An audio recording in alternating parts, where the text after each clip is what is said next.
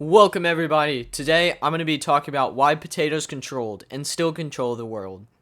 This was my final project for my World History AP class, and I thought it was really funny, so I wanted to upload it to YouTube.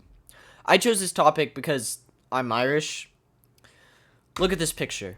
What do you see? A potato? A crappy high schooler's presentation? No. What I see when I look at this image is power. While you all might see a simple Irish staple crop, what I see is a yellowish-brown shell, hiding behind it the need for control. 8,000 years ago, in 6000 BC, before anybody here was born, back when our parents were kids, the potatoes began in the humble beginnings of the Andes Mountains, their journey toward world domination soon to come. Domesticated high in the Andes near this lake, the potatoes instantly started their dominion, quickly becoming a staple crop of the indigenous communities, like the Incan, living in the area. These starches reigned supreme over other crops for a few key reasons. Number one, they were just better. Number two, and then number three. The potatoes had a variety of nutrients that other crops like wheat could only dream of having, containing all of these things, amounting to every single vitamin and nutrient, except for vitamin A, vitamin D, and aspartate, hence why the British didn't like them. As you can see, the potatoes already had many things going for them. For many thousands of years, the potatoes limited their expansionist ideals to South America and only parts of Central America. It looked like the potato staple crop empire was remained only in the western part of the world. They had made peace with their neighbors and were done conquering. At least until the other expansionists showed up. The colonizers! Oh wait, wrong title. First it was the Spanish, and then the British a couple of decades later. Towards the end of the 15th century, the Western Europeans were bored, and the most bored were the Spanish and the Portuguese. Now I don't know about you guys, but when I'm bored, the first thing that comes to my mind is it's time to find a new, more lucrative way to access the Indian spice trade. Understanding my intellectual brilliance, this was the exact thought process of both of these countries, and while the Portuguese decided they would just start taking over all of the places leading up to India, the Spanish had another idea. What if we just drove off the face of flat Earth and teleported to India from the other direction? Obviously, this didn't work, as Earth is not flat. It's a Mobius strip.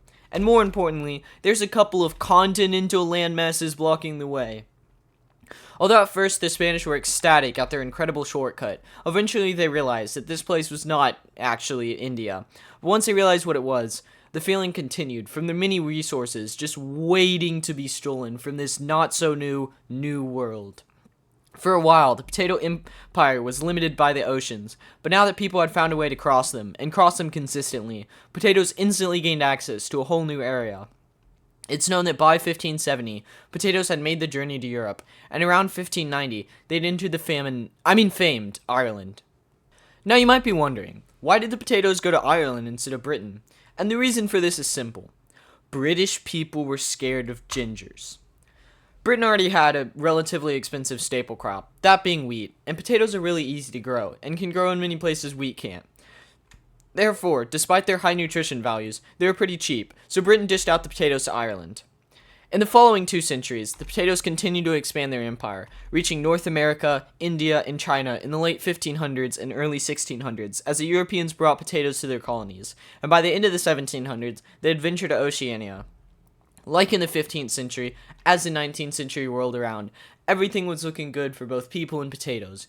The potatoes had expanded to cover 5 of the 7 continents, their empire only held back by the frigid cold of Antarctica, and the fact that, they just weren't really introduced into Africa until later.